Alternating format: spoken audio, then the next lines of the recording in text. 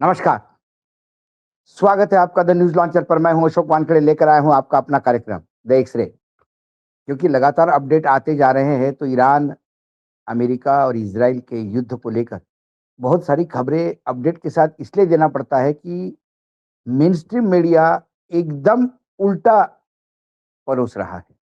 Mainstream media जो कहता है, वो जो बड़े मियाँ हैं, हमने कहा ना कि इस दुनिया में एक बड़े मियाँ और एक छोटे मियाँ, हमारे यहाँ छोटे मियाँ, वहाँ बड़े मियाँ। बड़े मियाँ जो बोलते हैं वही शाश्वत सत्य है समझकर, पत्थर की लेख समझकर, उसी के हिसाब से लगातार ये नरेशन बनाया जा रहा है कि बस सब कुछ बहुत बढ़िया हो गया है। तो एक वक्तव्य उनका सामने आया। मधुरेंद्र जी ने एक्स प्लेटफॉर्म पे एक ट्वीट किया। आप देख लीजिए ट्वीट क्या कहता है। अमेरिकी राष्ट्रपति ट्रंप ने ईरान पर जारी सैन्य अभियान को लेकर कहा, यह अमेजिंग रहा है। उसकी कम्युनिकेशन सिस्टम खत्म हो चुकी है।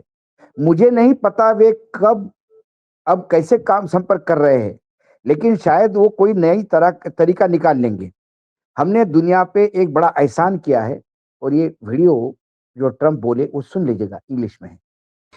It's been amazing. We've knocked out 42 Navy ships, some of them very large, in 3 days. That was the end of the Navy. We knocked out their Air Force. We knocked out their communications, and all telecommunications is gone. I don't know how they communicate, but I guess they will figure something out. It's not working out too well. And they're bad people. They're just bad people. When you look at October 7th and beyond October 7th, look at all the killing that they've done over the years, for 47 years. And this had to be done. They were very close to a nuclear weapon. They would have had one if we didn't do our B-2 hit, Midnight Hammer. They would have had it 8 months ago. They would have had a nuclear weapon, and, you know, they're crazy, and they would have used it. So we did the world a favor.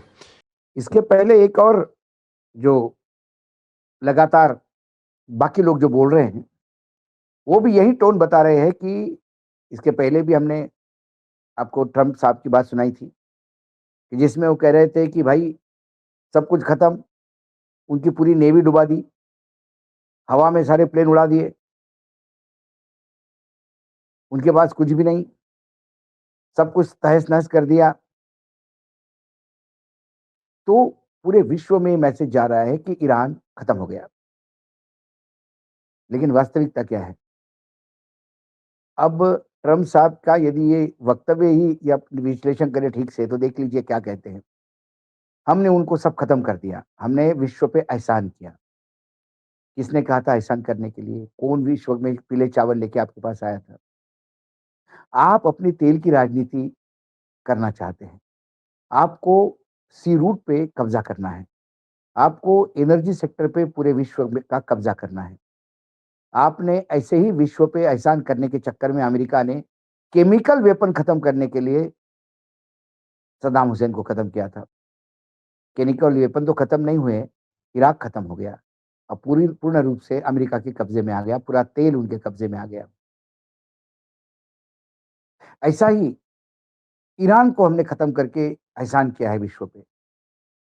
साथ में कहते हैं कि हमने उनके सब communication खत्म कर दिए। पता नहीं अब कैसे बात कर रहे हैं। अमेरिका के लोगों को मूर्ख समझ रहे हैं, दुनिया के लोगों को मूर्ख समझ रहे हैं। कम्युनिकेशन खत्म ही होता तो फिर कम्युनिकेशन ही नहीं होता। और नया कोई इजाद किया है उन्होंने, तो इसका मतलब वो टेक्नोलॉजिकली बहुत एडवांस है। तो आप उनका कम्युनिकेशन खत्म ही नहीं कर पा रहे, यदि वो अभी भी कम्युनिकेट कर रहे तो। यदि वो संवाद अभी भी स्थापित कर रहे हैं आपस में, तो फिर उसका उसके मायने कोई नहीं रहते। लेकिन वास्तविकता क्या है? वास्तविकता आप देखिए, ये इरना का पोस्ट है, अंग्रेजी में है, एक्स प्लेटफॉर्म पे ट्वीट है, देख लीजिए। IRGC announced on Saturday that an oil tanker named Louis P, flying the flag of Marshall Island as one of the terrorist US assets, was struck by a destructive drone in the middle of the Persian Gulf. और उन्हें साथ में एक photo नत्थी करा है, जिसमें जहां से धुआं ही धुआं उठ रहा है। ये कहता है कि आईआरजीसी ने अनाउंस किया कि शनिवार को, यानी कल, एक ऑयल टैंकर जिसका नाम लुइस पी है, जो मार्शल आइलैंड का झंडा लगा के चल रहा था, ये आतंकी अमेरिका का एसेट है, यानी उनकी मिल्कियत थी, उनके उनकी प्रॉपर्टी थी। उसको हमारे ड्रोन ने पर्शियन गल्फ में ही डुबो दिया। ये एक तरफ समुद्र में जहाज जल रहे हैं, अब दूसरी तरफ धुआं कहाँ-कहाँ उठ रहा है। मधुरेंद्र कुमार का फिर एक ट्वीट मैं लेके आता हूँ, देख लीजिए सोशल मीडिया पे, पढ़ लीजिए। ब्रेकिंग, बुशहर में हुए हमले का वीडियो सामने आया। 6 मार्च को एयरबेस के पास लगातार 3 बम गिराए गए। 16:11 पर पहला बम गिरा, 16:45 पर दूसरा और तीसरा विस्फोट। प्रत्यक्षदर्शी के अनुसार धमाके इतने तेज थे कि घर हिलने लगे और कई बार बिजली के झटके आए। पिछले हमलों की तुलना में इसे अब तक के सबसे तीव्र हमलों में से एक बताया जा रहा है और उन्होंने साथ में एक वीडियो नत्थी किया।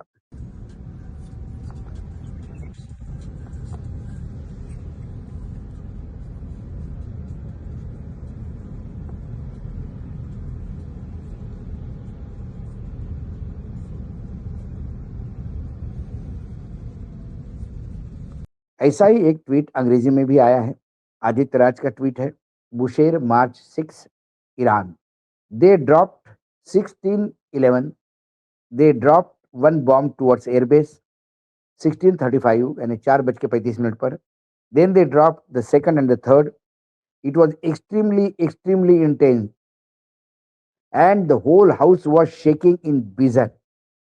Several power surge happened along with it. Compared to the previous time when they hit the same spot, this was much scarier. Compared to the entire 8 days since the war started, this was the heaviest of all. 8 दिनों में जब से युद्ध हुआ, उसमें सबसे बड़ा धमाका ये था। ये बहुत डरावना था। पूरा घर हिल रहा था। झटके मानो बिजली के मिल रहे हो, ऐसे हो रहा था। और ये भयावह है। ये कहीं बम गिर रहे हैं, कहीं आपके जहाज उड़ाए जा रहे हैं और साहब जो है, इनको तो आपने सुन लिया होगा कि ईरान को हमने खत्म कर दिया है। ईरान को खत्म नहीं किया। इस पागलपन के युद्ध में ईरान तो खत्म हो ही गया है। ईरान का जितना नुकसान हुआ, उसका आकलन भी नहीं कर सकते। लेकिन ईरान कमजोर नहीं पड़ा है।